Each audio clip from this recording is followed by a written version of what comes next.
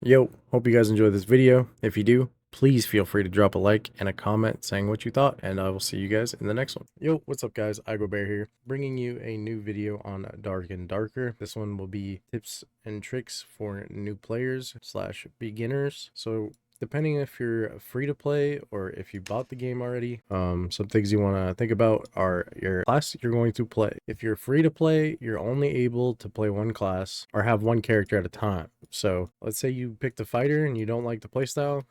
To be able to make a wizard or a druid or a warlock or the new sorcerer that's coming out, you have to delete that character, so lose all progress on that character. So if you're someone who likes being super tanky, running around with a shield or a big sword, being up in melee combat, you might want to choose a fighter. If you like big damage and like having a really high health pool, Barbarian's a good pick. If you want to be stealthy and lurk around in the shadows and flank people and catch them by surprise, Rogue's a good class. If you prefer to sit back and cast spells, you might want to play a wizard or a warlock. Or if you like to be a support, you might want to play cleric. If you like moving around the map really fast, shapeshifting, then you'd want to play a druid. If you prefer to sit back and be another type of support, you could be a bard. Cast spells, play around with some instruments. Yeah, if you'd rather be in the back lines and spam shoot people down with a bow, if you're good at like FPS games, a ranger's a good option. Now, once you created your character, things you could do is go to your quest log here at the bottom and click accept all, and you can go through each one of these and see what you have to do. They'll be different for the new season coming up, I think, so just keep that in mind, but go through and look what you have to do. Another thing you could do is go to the Dark and Darker map website and learn some of the map. I will have that linked in the description, and I'll also pop it up on screen like right now. So after that, you got your quest all good. Then you might want to check out your squire and see what type of stuff you have to work with and what you would like to play with. So let's say I'm going to play as like a ranger. I would want a spear or a rapier, a bow of some sort. So you put those on, you check through all your stats, see what you like. Yeah, after that's done, then you can go to your class. Up here at your class, you will see all of your stats that you have. You'll have 4 perk slots that you could use at one time. And you'll have some classes will have more type of skills that you can put down. So you go through, just look at them, read them all, learn a little bit. You'd start off with one, so you'd want to put the one you want on there. And then if you're playing a spell class, you'd want to look through your spells, see what you got, make sure you have your spell memory equipped, and yeah, just be like, ooh, I want to play with Tree of Life. So another basic thing is queuing into a match. If you want to play a solo, you would look for the one with one player, see what map it is. And once again, you can pull up the website to look at that map, see if there's any quests you need here. Like Icicle Caves, I need that, so I would look up where Icicle Cave is, and then I would go there. It also says right here, solos. If you want to play with random people, you can go up to duos or trios, and make sure this is unchecked. It says do not fill empty party member slots, and you'll be able to play with random people. And most of the time, it's a pretty enjoyable experience. Another thing I recommend turning on would be death cam. So when you die, you can see maybe what you could have done better from their perspective instead of yours. Another thing, once you get into your game, your first game, doesn't really matter too much. You're not going to really lose anything. Early wipe, I would recommend trying to figure out your sensitivity. That's a basic one that most people don't end up doing. They just play with their normal in-game sense. But yours might be more comfortable a different way. So you should do that. Next, there's something called in-game voice chat. So there's proximity chat. So if you and a player run into each other, if this is toggled on, you can talk to each other either using push to talk or always having your mic on. So that's another thing. If you're playing solos, it's kind of good early wipe.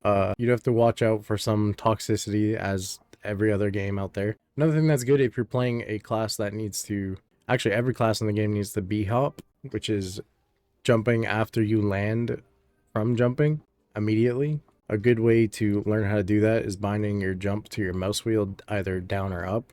It's good because when you're in the air, you run at no reduced move speed when you're in air. Your move speed stays the same. So let's say you're casting a spell, really important, like a warlock, getting that jump while you're casting to kite a little bit further. So example would be hop in his jump, cast, jump. And it's ultra important for a caster because you go faster than if you just do this. Okay, so once you're in the game, things you should be looking to do is clearing mobs, because some mobs will give you quest items, such as like a goblin ear, that's one. Better gear sometimes. Another tip early game is mining. You use this stuff to craft, or once you hit level 20, you can use the market and sell this stuff. and it sells pretty well early on. It's a good way to grind up some gold. Also, breaking barrels is a good way to get your bandages and surge kits and other good loot. So these are important to break. Some classes will not be able to break them, like rogues, unless you bring a lute or a drum. Oh, come on. Come back here. Don't run. Come on.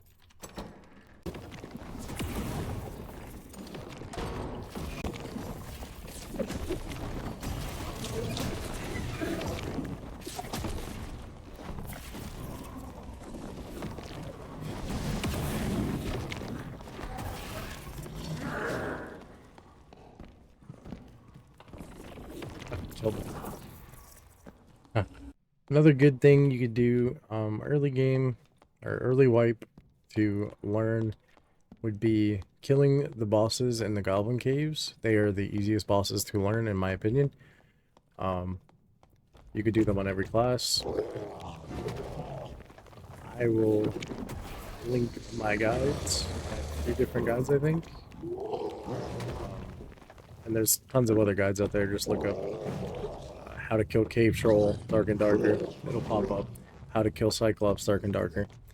They also drop really good loot. And the main thing is just the Troll's Pelk. They're used to craft gold coin bags later on, so that's a good thing. But I'd say the basic is learning your map layout and what has what part of the map has what. There'll be different exits throughout each one of the maps. Some will be like this, which is the little stair icon on the map. That is a one-time use per match. So if someone takes this before you, it'll be closed and you can't use it. Now this guy is trying to get cooked, so we're gonna cook this guy.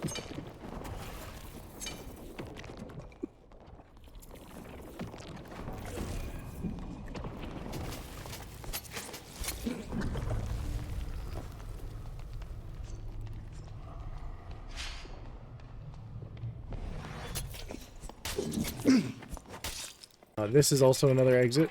This comes down multiple times throughout the match. You could take this to escape. Then there's also these little things on the map, the circle looking things. Those are portals to exit the game. To extract, I mean. So to extract using one of these, all you have to do is go up to it, press F, open up the portal. I recommend opening up all of them because they do give you XP as far as I know. Another thing is that there is different gear score brackets in each one of the different modes. So high roller, it goes 124 to 224, and then 225 to uncapped. So you could be at like 800 and go against someone that's 225. So putting your gear score below 124 is a good place to start in normals. There's different things you could do. I would say one of the biggest tips I can give you as a new player is to not have gear fear. So I wouldn't recommend going in, let's say your first game you find one of these. I wouldn't recommend going in with just this. I would maybe save up a couple items so that you can get up to closer to 124 and come up with some sort of build maybe. So I wouldn't just go in with like, so some things new players end up doing that I see in some of my games is they'll find something cool like a purple sword, let's say. So they'll put that on and they'll still have their basic squire kit, which early I guess isn't that big of a deal because there's a chance that someone else will do the same thing, but it's generally not a good idea because that's the only thing you will have. And then there'll be people, let's say, with like a full strength kit going on. So they have way more stats than you. Just say this, I'm running around big and beefy. And because you didn't understand that your gear score puts you in a different bracket, you'll be at a disadvantage. So just keep that in mind. I wouldn't generally go in with just one item. I would save up and try to build like sort of a kit. So I'd run a bunch of under 24s first, if that makes sense. Getting over gear fear is a really great thing to do. If you can see that like, oh wow, this has 5 max health and I'll use this. And then I'll throw on this with it and this with it.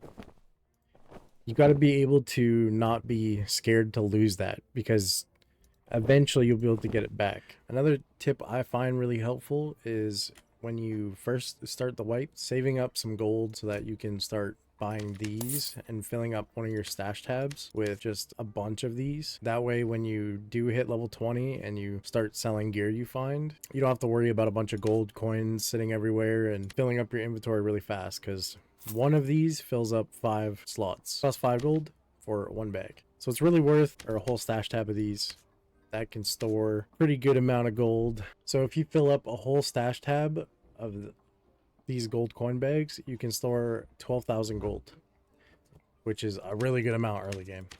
It'll cost you 1,200 gold to buy all those bags, so I would say that's worth it. But